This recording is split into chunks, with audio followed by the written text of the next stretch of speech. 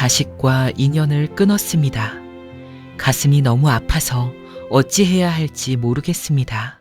오늘 이 말씀을 꺼내기까지 얼마나 오랜 밤을 홀로 우셨습니까? 아무에게도 말 못하고 이불 속에서 삼킨 눈물이 얼마나 많으셨습니까? 그런데 부처님께서는 이런 상황에서 먼저 위로의 말씀을 하지 않으셨습니다. 대신 아주 조용히 한 가지 질문을 던지셨습니다. 당신이 그토록 사랑했던 것은 있는 그대로의 자식이었습니까? 아니면 당신 마음속에 그렸던 자식의 모습이었습니까? 효도하는 자식, 자주 연락하는 자식, 명절이면 찾아와 안부를 묻는 자식, 내 노후를 함께 해줄 자식. 혹시 당신이 사랑했던 것은 그런 기대 속의 자식은 아니었습니까? 부처님께서 이 질문을 던지신 것은 당신을 탓하려는 것이 아닙니다. 이 질문 안에 당신의 고통을 풀어줄 열쇠가 숨어 있기 때문입니다. 지금부터 부처님의 가르침을 따라 그 열쇠를 하나씩 찾아가 보겠습니다. 첫 번째 질문입니다. 평생을 바쳐 키웠는데 어떻게 나한테 이럴 수 있습니까? 마음이 너무 서운해서 밤잠을 이루지 못합니다. 이 마음, 부처님께서 모르실 리 없습니다. 부처님께서는 부모와 자식 사이의 정이 얼마나 깊은지, 그 인연이 얼마나 각별한지 누구보다 잘 알고 계셨습니다.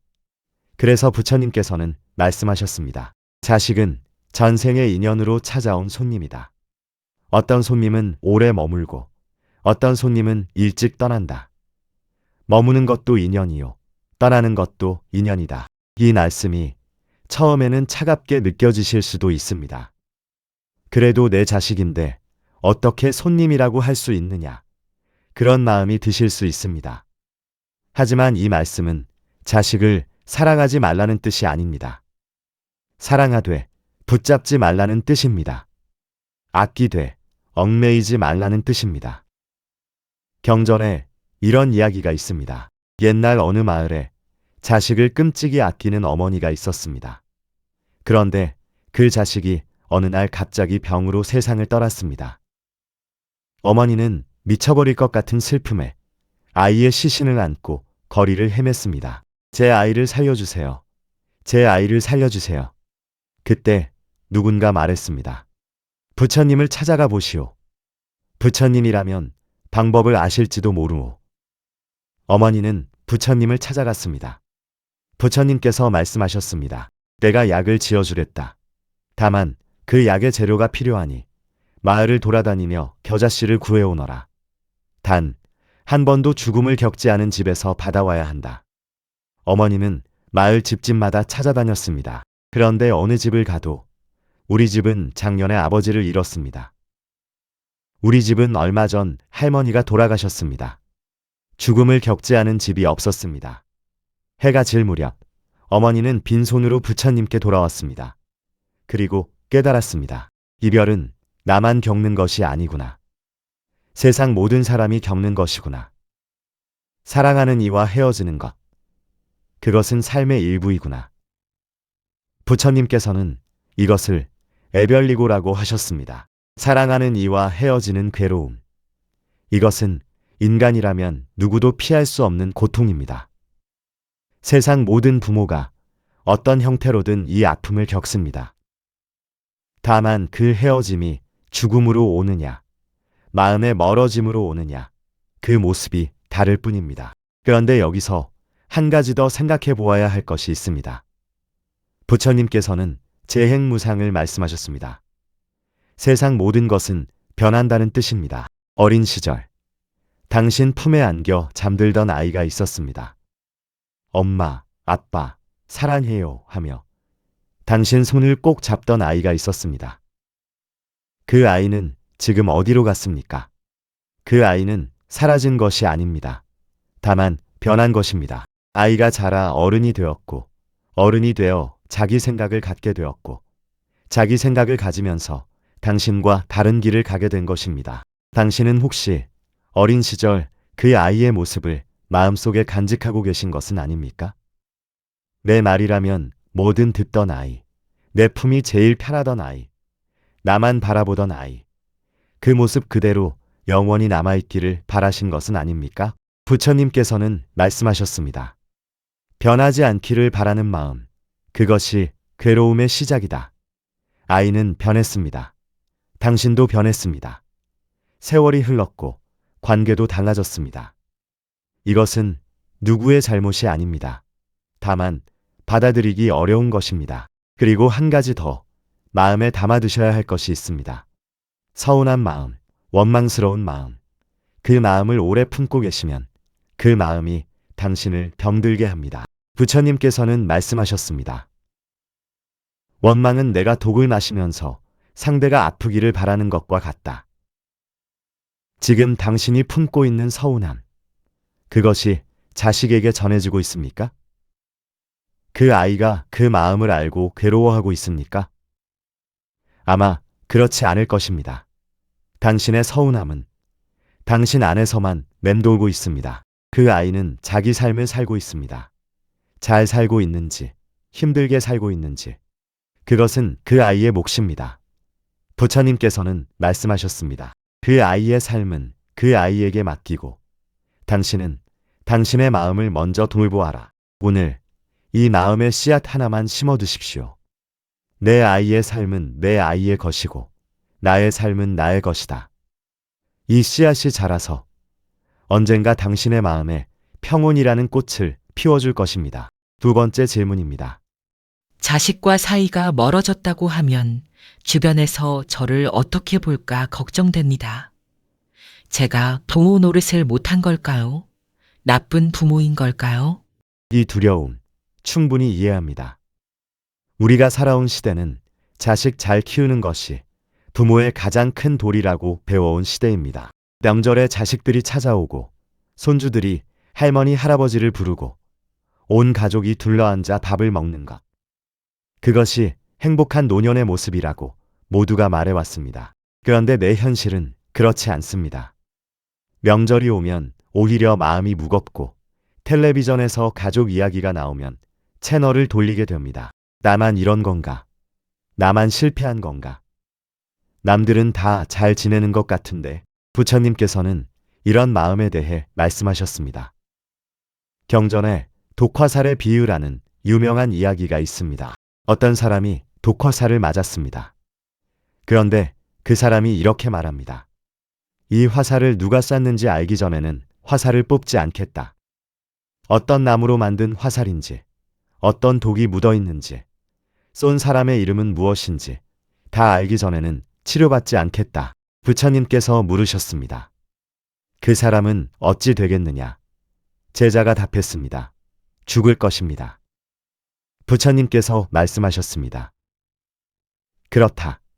지금 급한 것은 화살을 뽑는 것이다. 누가 쐈는지, 왜 쐈는지는 화살을 뽑고 나서 생각해도 된다. 지금 당신에게 남의 시선은 독화살과 같습니다.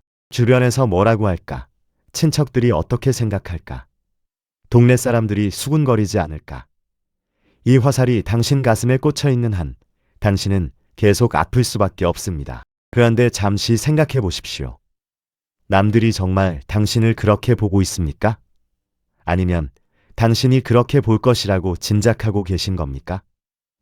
사실 대부분의 사람들은 자기 삶을 살기에 바쁩니다. 당신의 가정사에 그렇게 큰 관심을 두지 않습니다. 설령 누군가 뭐라고 한들 그 말 한마디가 당신의 인생을 바꿉니까? 그 사람이 당신 대신 살아줍니까? 부처님께서는 말씀하셨습니다. 남의 입은 막을 수 없다. 하지만 남의 말에 흔들릴지 말지는 내가 정할 수 있다. 이제 그 화살을 뽑으십시오. 남들의 시선, 남들의 평가, 남들의 기준. 그것은 당신의 것이 아닙니다. 당신의 삶은 당신의 것입니다. 당신의 가정사는 당신만 압니다. 어떤 사연이 있었는지, 얼마나 애를 썼는지 당신만 압니다. 그리고 한 가지 더 분명히 말씀드리고 싶습니다. 자식이 어떤 선택을 했든 그것은 이미 다 자란 어른으로서 스스로 한 결정입니다. 부모는 자식을 낳고 키울 수 있지만 자식의 마음까지 만들어줄 수는 없습니다. 당신이 최선을 다해 키웠다면 그것으로 부모의 도리는 다한 것입니다. 그 이후의 선택은 자식의 몫입니다. 그 선택의 결과도 자식의 몫입니다. 부처님께서는 이것을 업의 독립성이라고 하셨습니다. 각자의 업은 각자가 짓고 각자가 감당합니다. 부모가 자식의 업을 대신 질 수 없고 자식이 부모의 업을 대신 질 수 없습니다. 그러니 내가 잘못 키워서 그런가? 내가 뭘 잘못했나? 이런 생각은 내려놓으셔도 됩니다. 당신은 당신이 할 수 있는 만큼 했습니다. 세상에 완벽한 부모가 어디 있습니까? 모두가 처음 부모가 되어 서툴게 그러나 진심을 다해 자식을 키운 것입니다. 부처님께서 말씀하셨습니다. 좋은 부모란 완벽한 결과를 만들어낸 사람이 아니다.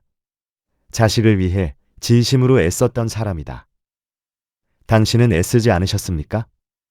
당신은 진심이 아니셨습니까?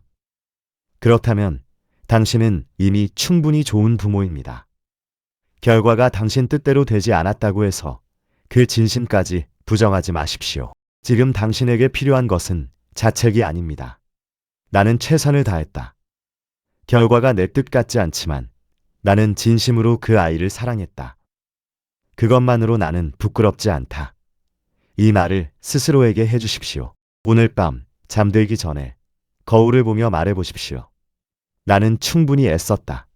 나는 잘못하지 않았다. 세 번째 질문입니다. 이제 나이도 들었는데 앞으로 혼자 어떻게 살아가야 할지 막막합니다.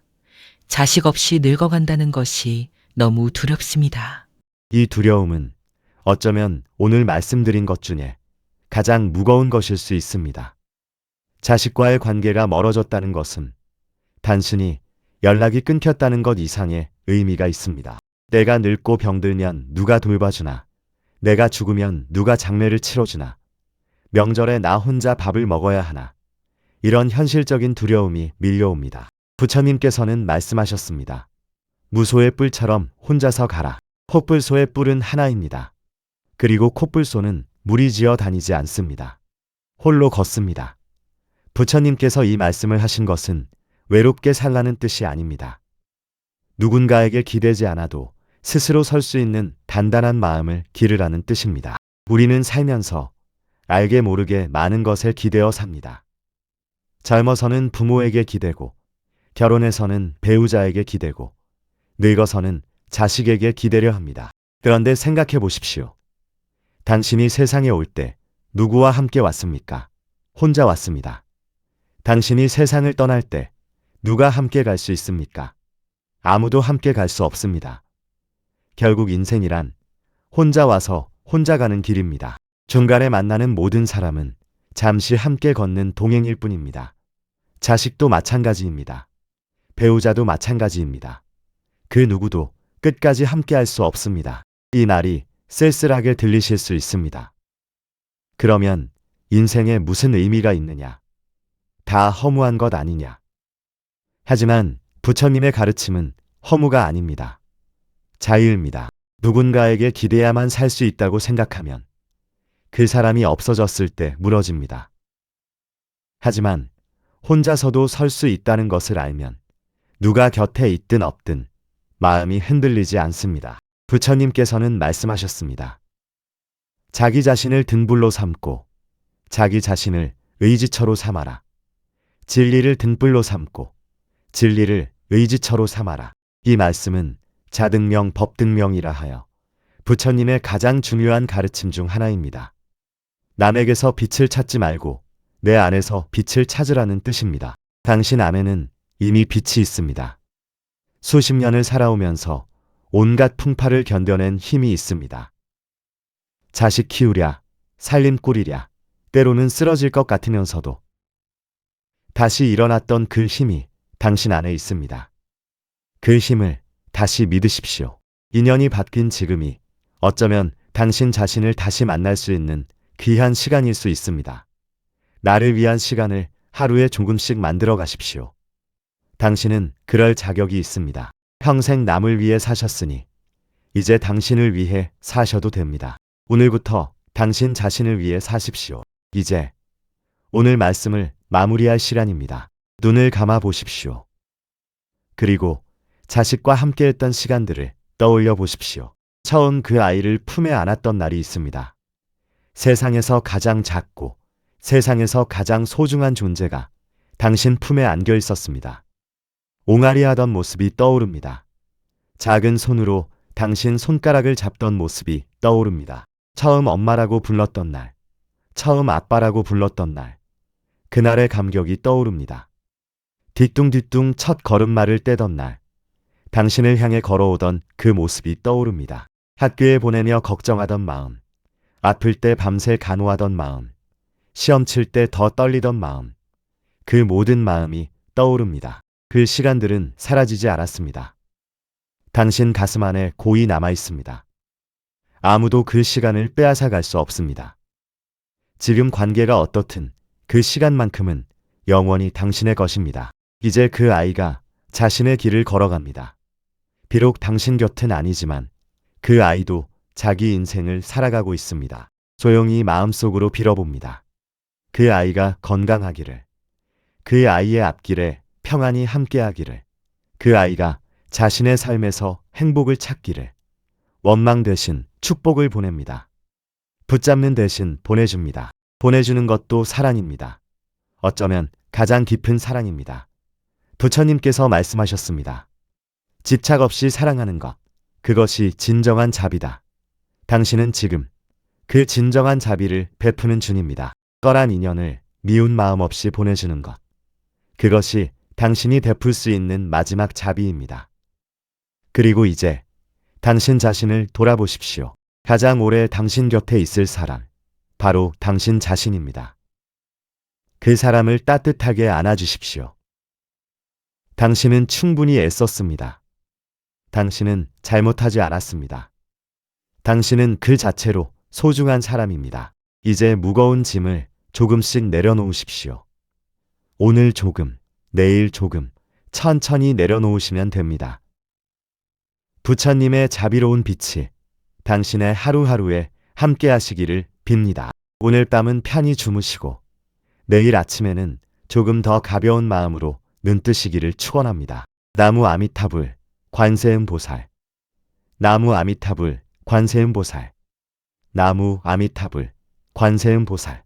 오늘 말씀이 마음의 작은 위로가 되셨다면 주변에 같은 아픔을 겪고 계신 분께 이 영상을 전해주십시오.